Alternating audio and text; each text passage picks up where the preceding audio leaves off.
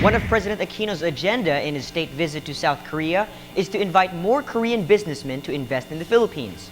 With the coming of more foreign investments, the government expects to generate jobs for the Filipinos and further strengthen our economic standing. Yana Dormitorio has more. From chief executive to chief salesman, President Aquino wore these two hats as he spoke before South Korea's leading businessmen on the second and last day of his state visit. Korean companies have taken advantage of opportunities in several other sectors. Hanjin, again, for example, built one of the world's largest shipyards in our shores. They can tell you how industrious, talented, and creative the Filipino workforce is. Workers who are one of the major reasons why the Philippines has become the fifth largest shipbuilding country in the world. You also have Korean Electric Power Corporation, or KEPCO, whose plants provide approximately 10% of our country's entire installed generation capacity. Apart from power, shipbuilding, and tourism, there are several sectors ripe for your investment.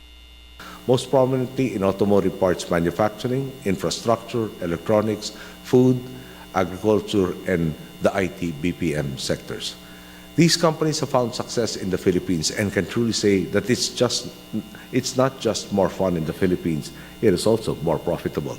We thank them for their trust and confidence in our country and in our people, and we invite all of you to follow in their footsteps. Korean businessmen who joined the president extended their deepest condolences to the victims of the earthquake. They also cited the growing trade relations between the Philippines and South Korea. Korea is the Philippines' fifth largest investor. In the first half of this year, the Philippines achieved a remarkable growth rate of 7.6%, despite sluggish growth in the East Asian region.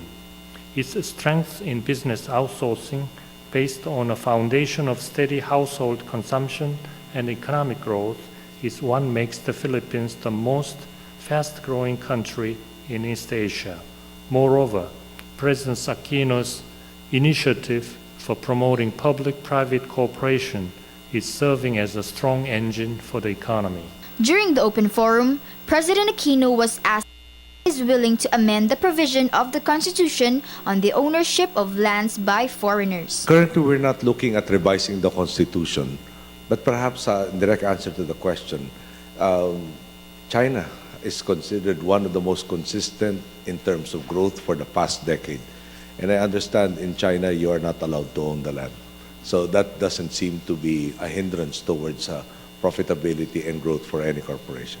Korean businessmen also asked about the negative list of foreign direct investment. The president assured the list is under review for revision. He also responded to an inquiry if the Philippines is ready to have free trade agreement with Korea.